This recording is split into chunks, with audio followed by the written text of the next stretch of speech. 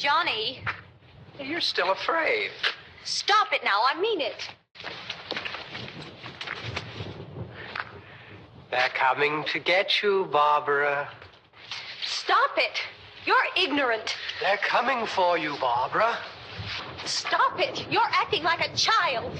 They're coming for you. Look. There are 3 people on this planet that missed graveyard cars last week. Barbara, her idiot brother Johnny, and you. Now, they're both dead. That's why they missed it. What is your excuse? Here's what you missed.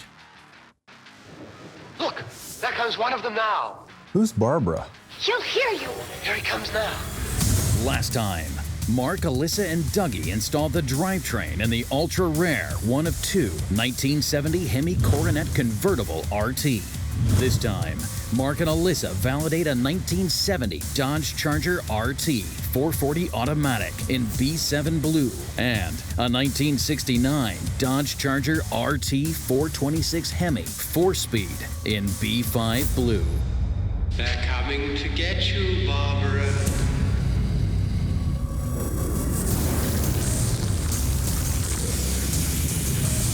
It has been established that the unburied dead are coming back to life.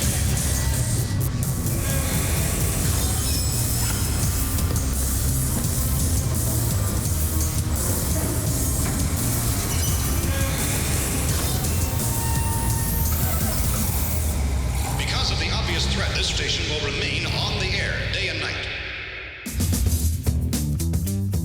In 1970, Dodge built 8,574 Charger RTs with a 440 Magnum.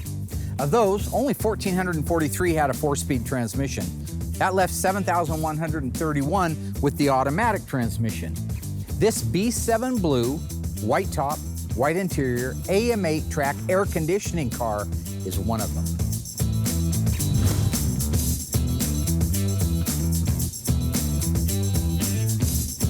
So right now, Doug is out disassembling our 1970 Dodge Charger RT, 440 automatic air conditioning, B7 blue. I wanted to take a few minutes to spend with Alyssa going over what would have happened back in the day if you had walked into a dealership and said, I want that car.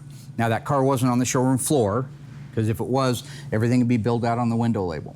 But it's more like that car wasn't on the showroom floor, but you wanted to order it that way, exactly that way. So what we're gonna do is we're gonna go back through an original. We have the original actual color and upholstery selector, so we can find the exact original. These are not replicas, it's an original book. Then we do have a replica of the original 1970 Dodge Salesman's book. This is the thing they kept in their pocket when people would walk onto the lot. They'd tuck it in their little polyester shirt right there and they'd be ready to go to town. And then I have a decoder book over here. Not that I need it, but in the event that I do, it's nice to have it handy. So what we're gonna do is we're gonna start by reading the Fender Tag. She's gonna write down the MSRP on the car, all the options, and then we're gonna total it out at the end. Okay. You ready? Yeah. Okay, so the first thing we wanna do, this is our Fender Tag.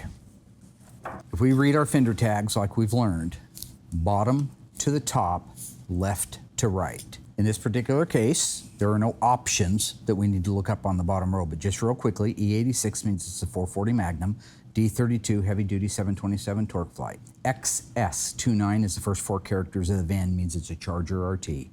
U0G, the U means it's a 440 Magnum, the 0 means it's a 1970, and the G means it was built in St. Louis. The rest of these are the sequence of the VIN. Now the next row up starts getting to color. When you get into color interiors, that's when you tend to start getting into options. This is EB7. The E means that the color first came out in 1969. B7 is the shade of the paint. B7 blue is not a high impact color. It's a beautiful color, but it's not a high impact color. There's no extra charge for that. C6XW, that's a bucket seat in white vinyl. That's what C6XW stands for. We're gonna look up in a minute and see if that has any cash that comes with it, any fees. EW1 is the interior upper door panel paint. That's white. That won't be any charge for that. B11 is when the car was built. V1W means that it had a white vinyl top. B51 means it's power disc brakes. Well, in this case, it's power disc brakes. It could also just mean it's power brakes if it was a drum car. C16 is a center console. C55 is bucket seats. G31 is left-hand outside chrome remote mirror. G33 is the right-hand outside non-remote chrome mirror. H51, air conditioning. All these are going to have dollars with them. J25, 3-speed wipers. M21, drip trough moldings. M31 belt moldings, N85 tachometer, R22. So let's just go through. We have the basic rundown. V68 means it's a striped elite car. So let's just start by saying we're going to go up to the color. It's an EB7, so it's a beautiful color. It's a gorgeous color. Let's take a look at it in here. These are our colors over here. There's our beautiful #1 color in 1970. But let's go down to the B7, right there, dark blue metallic.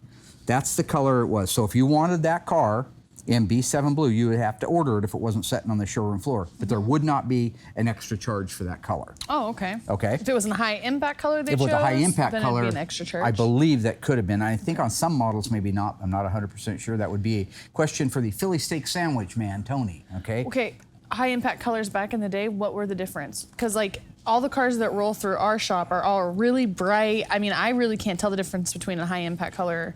I believe that these are all your high impact colors. So they're just really Plum Crazy, bright. Sublime, Go Mango, EV2 Hemi Orange, Top Banana. Okay. And I don't see anything else. So those are going to be your high impacts in the so they're Dodge just lineup. bright. 5 performance exterior colors: Plum Crazy, Sublime, Hemi Orange, Go Mango, and Top Banana.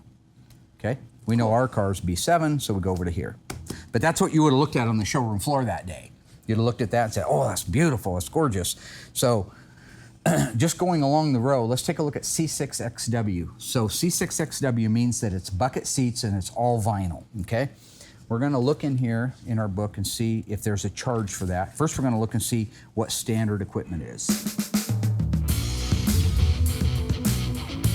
In the booth, we have our 1972 Duster going tawny gold. It should be a really pretty color when it's all done. It's the first A-body we've done here at the shop. This is a super transparent color, I do know that. So you're looking at 8 to 9 coats to actually get good coverage on it. So I'll be in there for a while.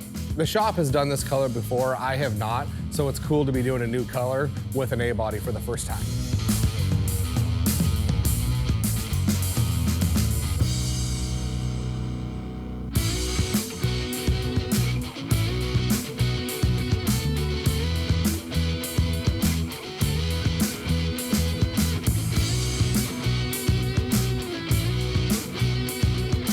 It wasn't difficult, it was just, you know, it's one of those things when you do that, a car that's super transparent, you just know you're gonna be there a while. It took 4 gallons to get good coverage, so you just gotta slow down, take your time, and just go through the steps, and everything came out great because of that.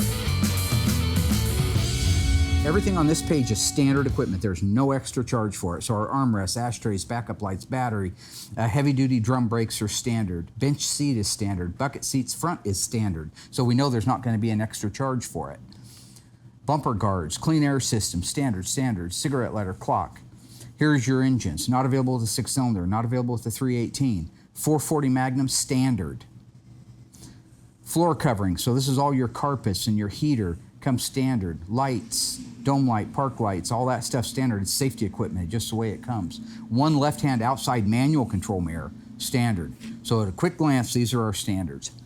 So we know now that the B7 Blue isn't an extra charge, and bucket seats is standard on the car. So unless there was a code in here for a leather, then we would know that C6XW, and you match it up down here, C6XW, that's the beautiful, beautiful white that would be setting against that beautiful B7 Blue.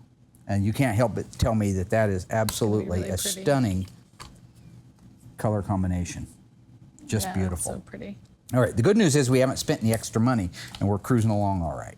So B51 is your power brakes. In our case, ours is a disc brake car. And if you added disc brakes with power brakes, which is mandatory, $27.90. So you better put $27.90 down there for power disc brakes. All right, and then the next one over is C16. That's a center console. Let's see what they have to say about that. C16 right here. Center console, not available with 3-speed on the column shift, not available with the center front seat, optional with bucket seats, $54.45. is our price to add a center console. $54.45. $54.45. Okay, G31 is our left-hand outside mirror, I believe. G31. Oh, excuse me, I had those flip-flopped. G31 is the right-hand outside mirror, $6.85 for G31. And G33, which is the left-hand outside remote control, $10.45. Because remember what we said earlier, a manual outside is standard because it has to have a mirror from the factory. So we go to the next one, which is H51. Air conditioning. What did they charge back in the day for that? Let's see, H51, air conditioning with heater. Not available with a 4-speed. I always knew that. You couldn't get a 444 speed with air conditioning, and you couldn't get it with performance axle packages either. A31, A32, A33, or A34. Total price to add air, that's spendy. $357.65. Jeez. But I'll tell you what, driving around on a hot summer day, you'd be glad you had it. J25 is our 3-speed wipers, standard with a 383 and a 440 RT. So, according to the book, it's $5.40, but according to this, you don't charge extra for it if you have a 383 4-barrel or an RT. So there is no ad for J25. Oh. Sorry. No, it's okay. M21 is our drip trough moldings. I know those are standard. N85, which is the tachometer. Down at the bottom. Tachometer with clock, 8-cylinder only, Charger and RT models, $68.45 for that little jewel. Now, this is the fun one. R22 AM 8-track, R22 AM stereo with tape, $196.25. That is a cool option right there. AM 8-track, love it. Let's go up. V68 means it's striped elite. 26-inch means 26-inch radiator. And end is the last shift of the day. So we're going to run through and we're going to add them up. What do we have for a grand total? Grand total. Let's run her up. We have $3,711. Oh, you already did it. Oh, you already did it? Yeah. What's our grand total? $4,433. So that's how much money it would have cost you to walk in a Dodge dealership. That's without dealer promos or wheeling and dealing. That would be the manufacturer's suggested retail price of that car with those options on it, right there. Okay? What was the base price? That's your first number up here that we talked about a little bit ago, the 3711. Oh, that's the base. So that's if you don't want anything. Well, I thought no. Oh yeah, you I could thought put it that way. This is the for the manufacturer's suggested retail price of the Dodge Charger RT, I or understand. base if you didn't want anything.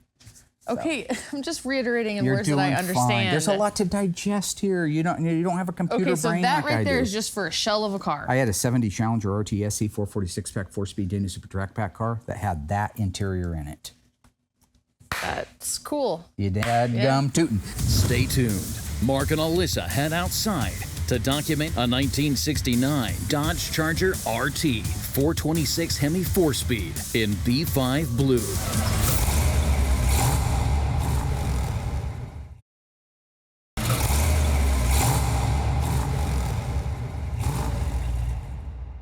In 1969, 432 Dodge Charger RTs left the assembly plant with the legendary 426 Hemi. 225 of them were automatic transmissions, while only 207 were 4-speeds. This is one of those 4-speed cars, and the restoration begins now.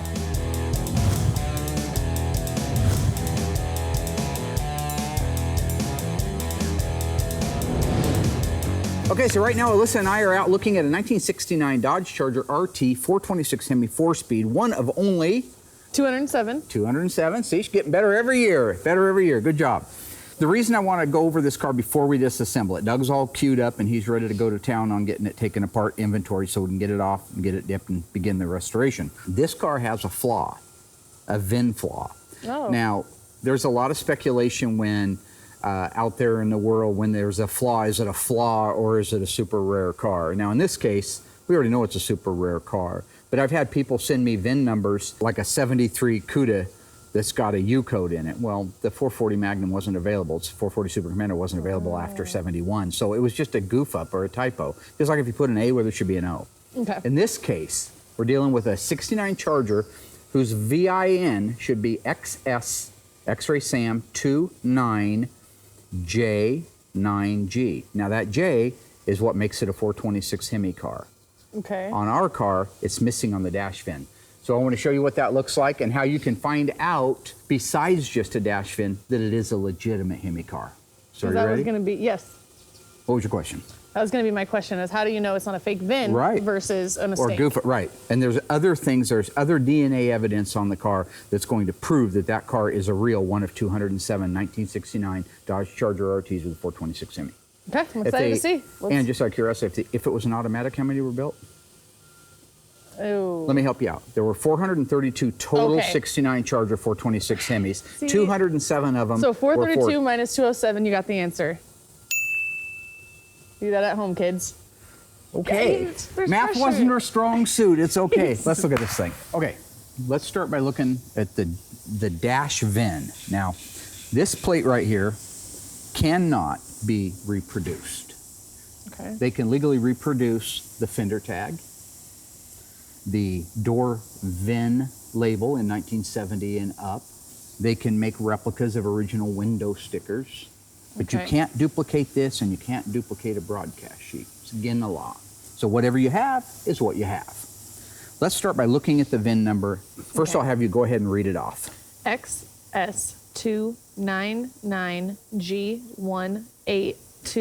XS299G1829937. Okay. And how many characters is that? 8, 10, 12. Okay.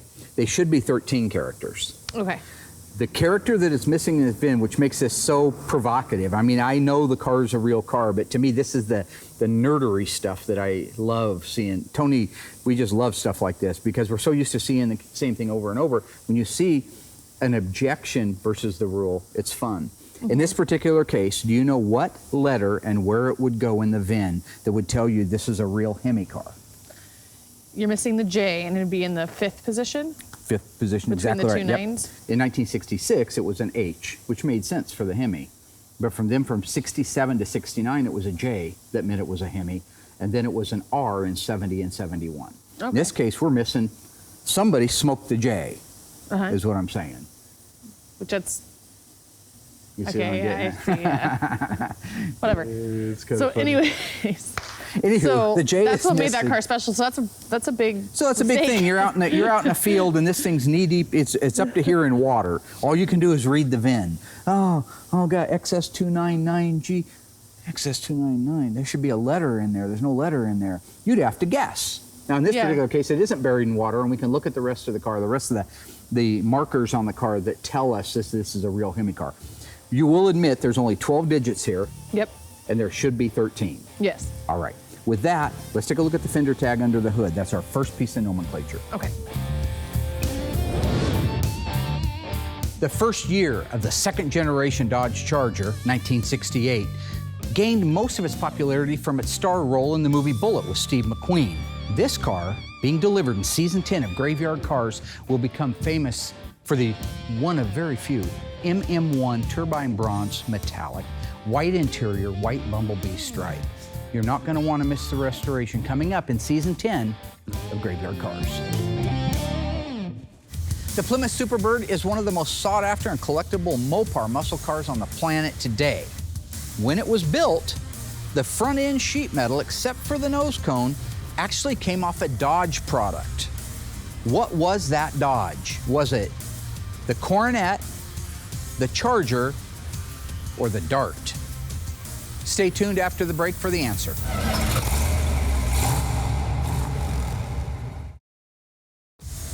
'70 Plymouth, keyword Superbird. It featured Dodge fenders and hood. They were modified, but they were still Dodge products. What did you guess? If you said Coronet, you're absolutely right. The Plymouth Superbird used Coronet fenders and a Coronet hood that were modified. Now, today, they do not reproduce the fenders or the hood for the 1970 Coronet, which is why you can pay a pretty big premium for a pair of fenders and a hood if you're building a tribute car.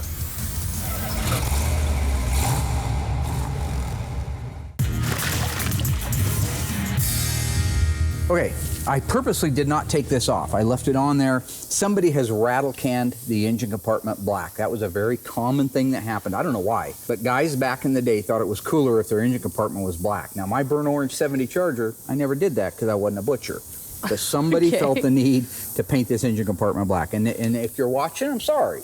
It's not my cup of tea, all right?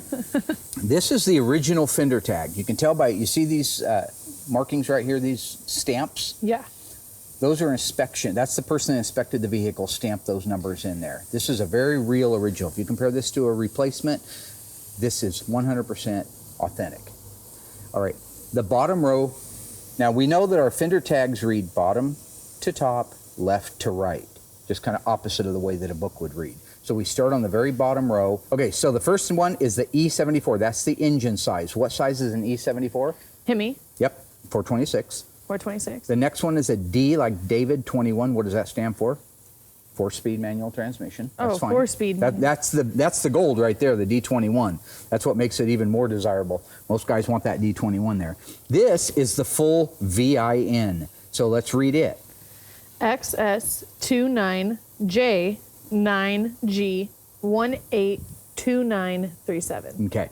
And we know from our VIN, the one digit that's missing is the J. Yep. You love the J, right? Yep. Okay. I mean, it's a Hemi. No, yeah, no, it's You're a so Hemi. stupid. Okay. I know, I am dumb. The rest of it's the way the car's built, that it's a blue car that's got B7 blue guts, which is really cool. It's an A33, means it's a 354 Dana. It's a light group car, AM radio. V1X is a vinyl top car. This would be a very pretty car. It's a striped elite car, which is unfortunate, but we may end up adding a Bumblebee to it. But now we have an original Fender Tag that does have the full VIN on it. And that VIN is very important because of that J right there. Now, the secret or hidden body numbers that will match the last 8 characters of that VIN, let's take a look at those. 6 characters? Well, the last 8 characters. Oh, so it's going to be 9G. Right, except that they usually put the G and the 9 backwards for some reason. But let's take a look at the radiator support. This is the upper radiator support, or the yoke. This is one of the hidden numbers that they talk about. And the reason they call this one a hidden number is if you look, there's the number.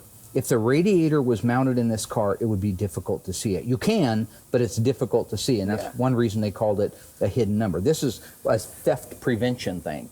If somebody stole that Fender Tag, or they stole the car and they put a different Fender Tag on it, and it didn't match this number here, or the Dash Vin didn't match this number, something's up. Yeah. This is the things that make it numbers matching. Now this one's missing the original engine and transmission, so it's not a numbers matching engine and transmission, but the body is. All right, so let's take a look at that code right there. I'll point to it. Okay, so it's G9182937. Okay. So. And if you read over here. They flipped the 9 and G around, which you said they were going to do that. They do that. And then it's 182937.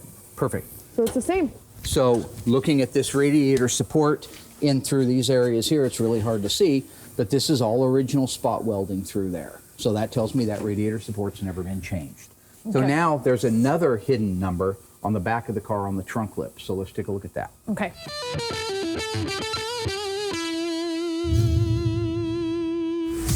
Coming up, Mark and Allysa continue to document a 1969 Dodge Charger RT 426 Hemi 4-speed in B5 blue.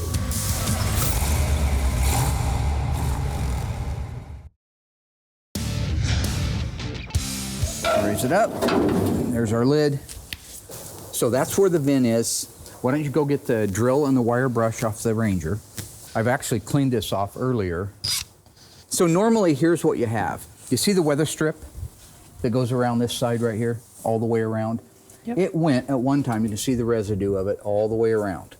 They put that VIN underneath the weather strip, so you have to pull that weather strip back.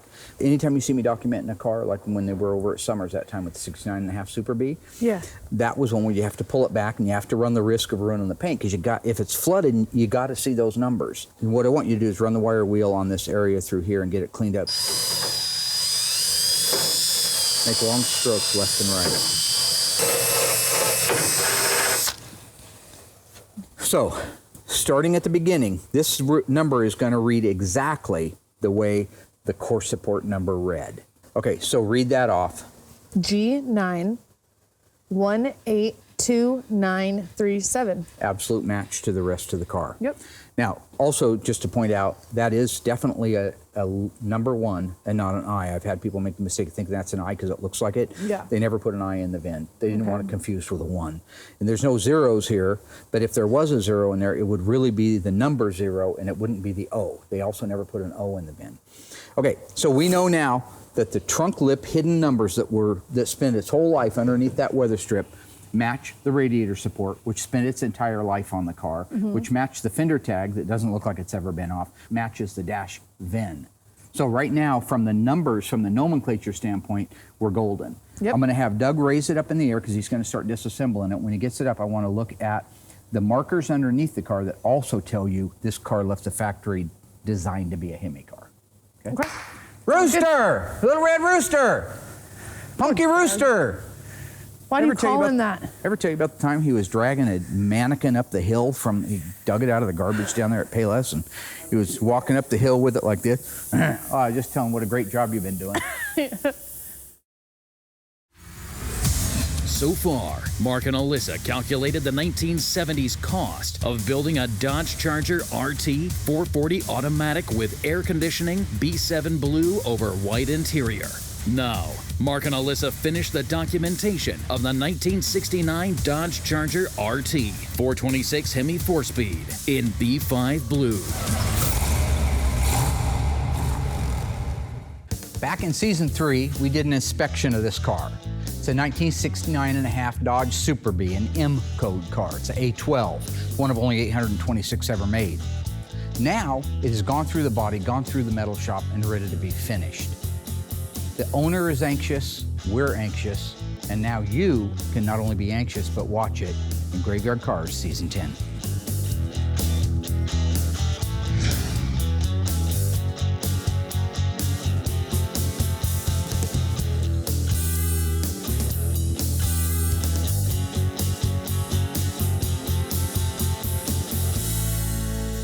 All right, so what I want to point out here, now there's a lot to unpack, as they say in the news, but I'm going to try to keep it as easy to remember for what we're topically working on. Now, right now we're working on a 69 Dodge Charger, okay? We're trying to determine if the rest of the car supports the idea, the notion that it's a real J code 426 Hemi. So on this car, they focused most of the undercarriage reinforcement on the back half of the car. They didn't care too much about the front, they cared about the back. Okay. So if you use your light and light this area up right here, do you see this steel plate that's been welded in? Yes. It definitely does not look like something that the assembly line put on, meaning it wasn't spot welded, but it was an afterthought by the factory. That's why it's MIG welded into place. It ties this frame rail together with this leaf spring hanger or shackle hanger at the back. It gets this area really solid so that it can't twist. Okay. Now, they never built a convertible Charger, period, okay? But if you had a 69B body, the other ones, like a Hemi Roadrunner convertible, it would certainly have those. But let's say it was a 318 convertible satellite, it would also have those. They were worried about twisting the car, even though the engine didn't mean it would have enough horsepower to twist. When they cut that roof out, they knew they were going to lose a lot of strength. Yeah. So a 318-69 satellite would also have that. There's one on this side, and if you look over here, this is the matching one to it right here. You can see that they've got a plug weld here, and then they've MIG welded it around the edges. And that again ties our frame rail to our leaf spring shackle. So if we go forward a little bit, the only other two areas that make this very, very unique Hemi is, take a look here, use your light. Now, this plate here is absolutely 100% what every B body would have, this one here. But do you see this insert piece that's been welded in? Mm-hmm. This smaller one? Yeah. That's the pinion snubber reinforcement. They anticipated that Newton's theory of opposition, for every action, there's an equal and opposite reaction. Yeah. Yeah, Newton's theory of opposition would really come into play on a 426 Hemi, that thing would spool up and that this rubber would hit that floor. Now they knew it was going to probably do it on a 440 car. They knew it was going to do it on other cars if you wound it up and dumped the clutch. But on this one, they were so sure of it, they wanted to reinforce that pinion plate right there. Wow. So that is a factory piece, and you notice it's welded on very much like those back ones. It wasn't a spot weld on like every car got it. It just got that. Now, if you had a convertible 69B body that was a 318, you wouldn't have got that. They weren't worried about that pinion hitting there. So the last thing is the subframe connectors at the front of the leaf spring, all right? Okay. So let's take a look at this one right here. Here's some unique things that they're also anticipating a lot of torque. This subframe connector or torque box. Typically speaking, this wouldn't be there. Like on a 440 car, a 69 Charger RT 440, it wouldn't have it. But look what they've done. They've tied this frame rail, which they tied at the back. They tied it at the front in with the floor pan and the rocker. Look at that series of welds. Those are all after the thought welds that a Hemi car would get. If you look up in there, you see how they're welded. Huge spider up there too. Okay. All right. That's huge. We're going to ignore the spider because I don't like spiders either, so let's not talk about that. Now, if you look in there, do you see that steel plate that has a hole in it and part of it's welded up? Yep. Right there? That also reinforces. There's another one on the other side, and that reinforces the front of the leaf spring hanger where it goes into this section of the frame rail. Come over to this side, and you can see it right up through here very barely, but do you see that extra piece of metal in there? Those are what tell you this is a real live 426 Hemi 1969 Dodge Charger. Okay? Okay. All right. Class adjourned.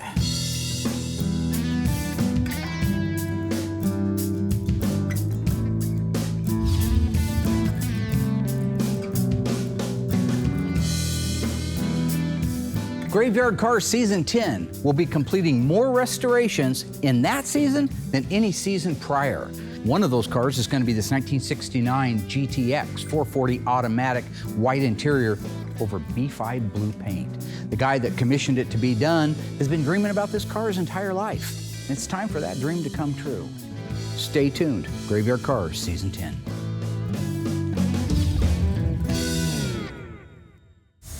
In 1970, you could order your Cuda or Challenger with the legendary 426 Hemi. True or false? If you ordered a Challenger with a 426 Hemi, you automatically got the N96 shaker hood option. If you think you know the answer, stay tuned after the break.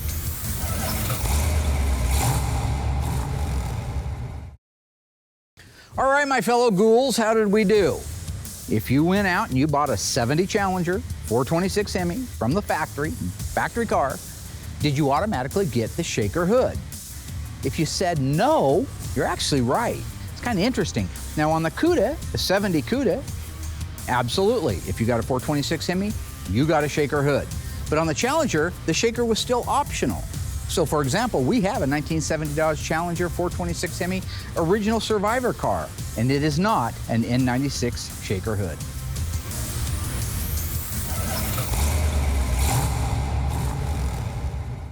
Okay, everybody, this is the part we call Getting Wise with Dave Weiss. This is the Plymouth Vehicle Restoration Reference Manual. Today, we are going to talk about studs. No, carburetor studs. I've set 3 of the studs out here. Let's just start at the very, very top.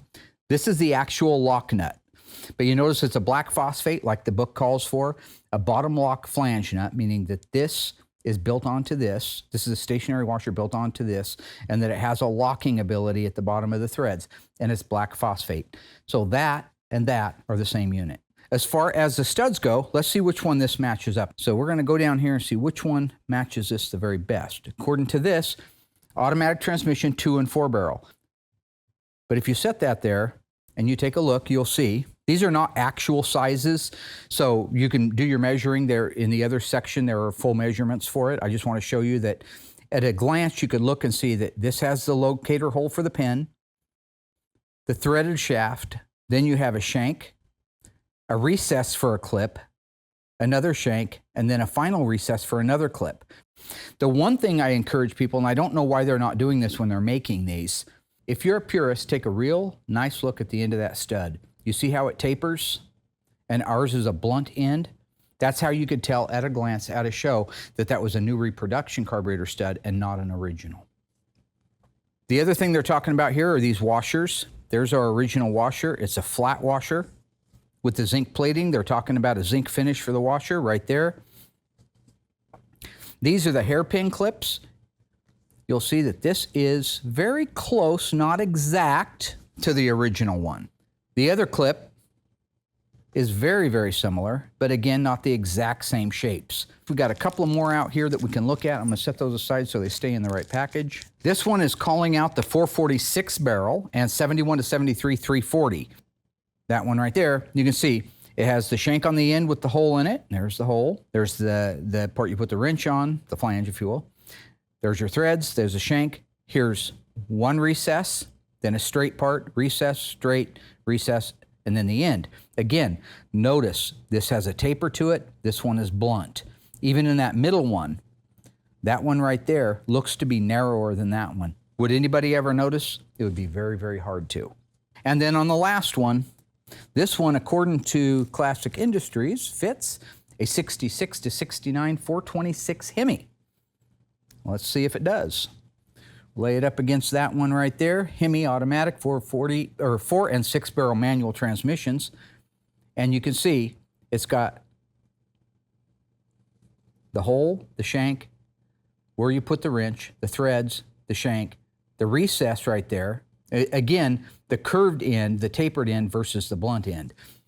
So you'll see at a glance, these things are perfect. They are as close to perfect as you can get. If you look really closely, there's a couple of indiscretions in them, but not enough that anybody would notice. If you don't have an original, you'd be way better off with one of these. If you have an original, I would say to have it replated. Like Scott Smith up at Harms, he does all of our carburetors for us. So we try to send the original ones with it, so when they come back, they've got the natural plating on it. But if you don't have one at all, which is often the case because the carburetor's been changed, buy one of these. Now, next time I do Getting Wise, I've been told from feedback and social media that I'm not as animated. I'm not as my old funny self. So I will be working on introduction rhymes on the next Getting Wise. So be prepared for that and be careful what you ask for. Until next time, Flazoo.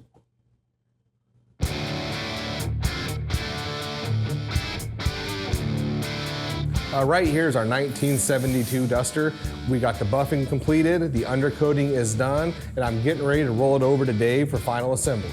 We didn't have any problems with this car other than it just takes time. You know, it was 8-9 coats of color, so that took some time, but outside of that, the car looks amazing. It's gonna be one happy customer when this thing is done.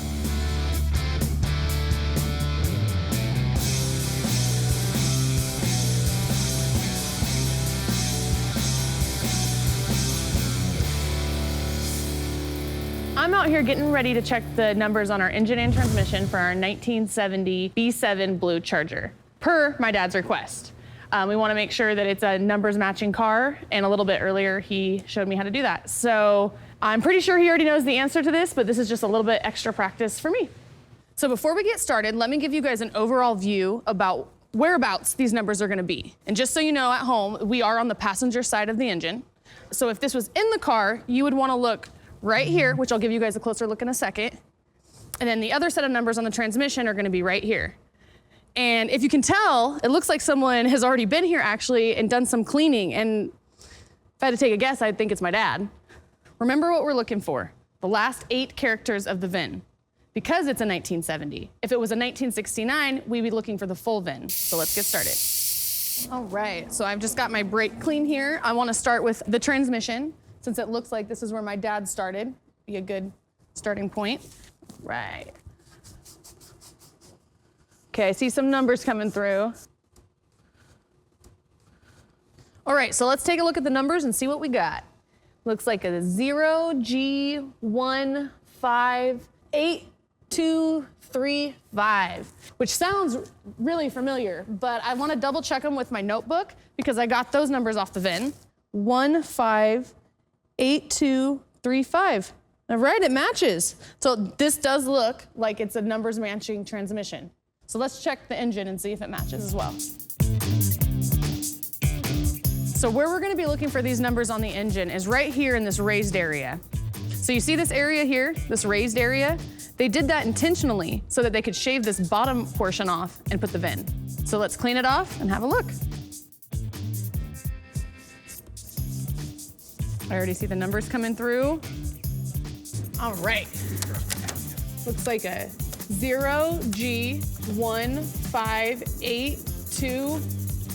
0G158235. That sounds like that's the number. 0G158235. All right, looks like we got a numbers matching engine and transmission. I'm so excited to report back to my dad and let him know, although I'm sure he already knows that, but that's okay. There are two things that make this tawny gold 1972 Plymouth Duster 340 4-speed tribute car very, very special. One, the gentleman who commissioned it to be built had us build it based on his original window sticker that he still has of his brand new 1972 Duster he bought back in the day. The other thing is, it's getting restored in season 10 of Graveyard Cars. I wouldn't miss it.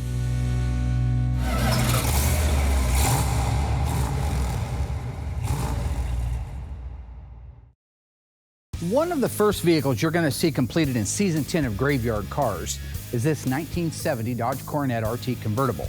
It's optioned with a 426 Hemi and a 4-speed transmission. It is only one of two ever made. To put that into perspective, the most collectible Mopar muscle car on the planet today is the 71 Hemi Cuda convertible. They made 11 of those. This is not one you're going to want to miss.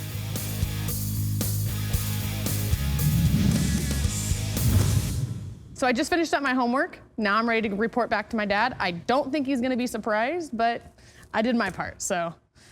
Dad? This is actually really cool. I had one of these cars with this houndstooth interior in it. Our Hemi Challenger out back actually has this interior. Dad? Yeah. Oh, here you What are. you, Bobo the circus clown running around screaming my name? Yes. Okay. Okay, how'd we do? I got good news for you. We have a numbers matching Numbers up the engine crap shack. and transmission. Of course we But you already knew that, didn't you? did. Wow. I don't know why Did you? assume. Well, you it see how I looked like cleared off someone- the transmission? yeah, it looked like I didn't someone clear already off the engine though, did I? Oh, The thank engine you. went, well, how is our inflation thing? Let's talk about that. $4,433 in 1970. Lism plasm zoo. Today, Yeah. you'd have to pay $28,987.82 to get that car. Actually, so think about that. You walk into a Dodge dealership right now and you say, I want a 70 Charger RT 440 automatic. It's a brand new car, so we don't have to talk about numbers, right? 28,000 wouldn't be a bad number in today's world. I mean, that's a V6 Challenger in today's world. My Scat Pack shaker car was like 46, so. My Charger was like 22. Yeah. This is that one time a year I get to say season finale. Actually, we do two of them a year, but this is the one time I get to say season finale. Best season ever. Had a not only a fantastic week, got a lot done, you learned a lot. You got a chance to look through an original 1970 Dodge dealership book and be able to pick out the colors in the original upholstery. Not just copies of them, but the actual original book. Why are you laughing? No, it was really cool to be able to see those. I just know it means so much to you. Well, it should mean a lot to you too. I I mean, know, it's Graveyard it should Cars probably is mean one of 207 1969 Dodge Chargers. I've been waiting my whole life to see those swatches, so. We appreciate you guys watching. We look forward to seeing you this fall. We're trying, no promises, no guarantees, but we're trying to get an episode to time to come out right before Halloween. We've always wanted to do a Halloween edition of Graveyard Cars, so nothing promised. We're working real closely to get it done. Dracula.